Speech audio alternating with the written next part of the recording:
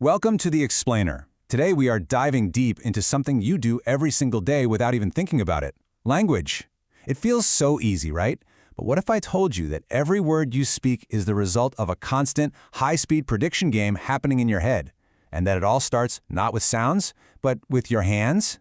Let's get into the incredible engine inside your skull. So, to really get a handle on how this amazing system works, first we've got to look at what happens when it all goes wrong. Just try to picture it. You wake up, your mind is totally clear. You know exactly what you want to say, but you can't. The words are just trapped. For some people, this isn't a nightmare, it's a sudden, terrifying reality. Take this real-life case. A 76-year-old woman gets brought to the ER. She seems confused, and to every single question, she just says, "I don't know." At first, doctors thought maybe alcohol was involved, but the real story was hidden much, much deeper, inside a tiny, specific part of her brain. And here's where things get really interesting. The moment they gave her a pen and paper, she could answer every question perfectly. Her name, her birthday, you name it. So the problem wasn't language, and it wasn't her mind. It was the physical act of speaking. An MRI scan found the culprit. A stroke had damaged this one tiny spot in her left frontal lobe known as Broca's area, basically the headquarters for speech production.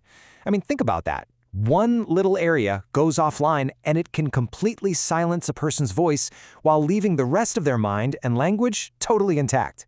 Incredible. So what this case shows us, just brilliantly, is that language isn't just one big blob in the brain. Nope, it's a complex engine with all these specialized parts. So let's pop the hood and see how this engine actually works.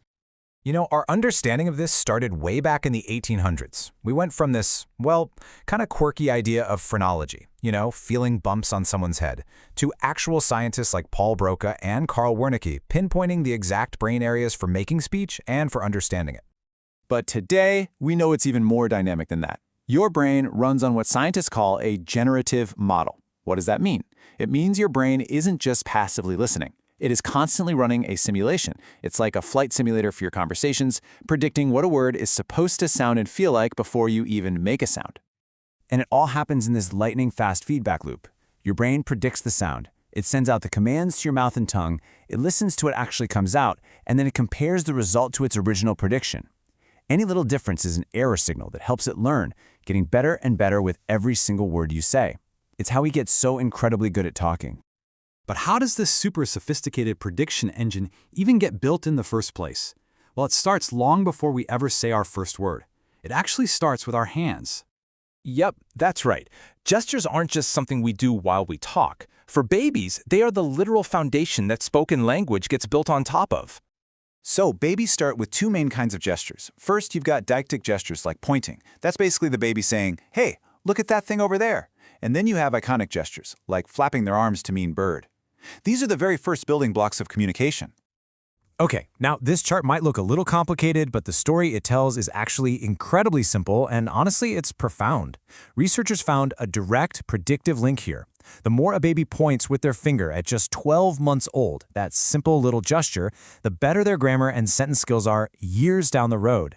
That act of pointing is literally building the neural pathways for their future language. It's wild. And this all ties into a really fascinating theory called embodied cognition. The core idea is that our thinking isn't just some abstract thing happening in our brain.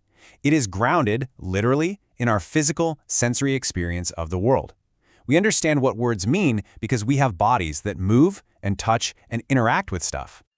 Okay, so language is built on physical action, and it runs on prediction. But this predictive power, it goes way beyond just guessing the next word. It's almost like our brain has a crystal ball for entire stories.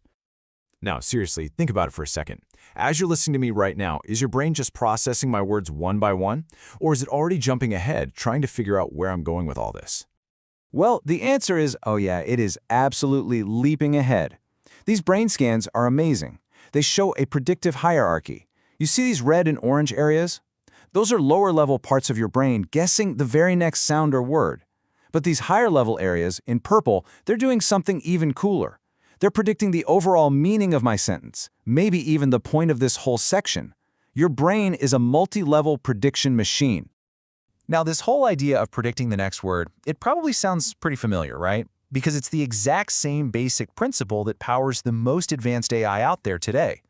So how does our messy biological brain stack up? So, these large language models, the AI behind things like ChatGPT, they are absolute masters of next word prediction. But when an AI understands a sentence like, "The eagle is in its nest," is that statistical understanding the same as our lived, physical, embodied understanding?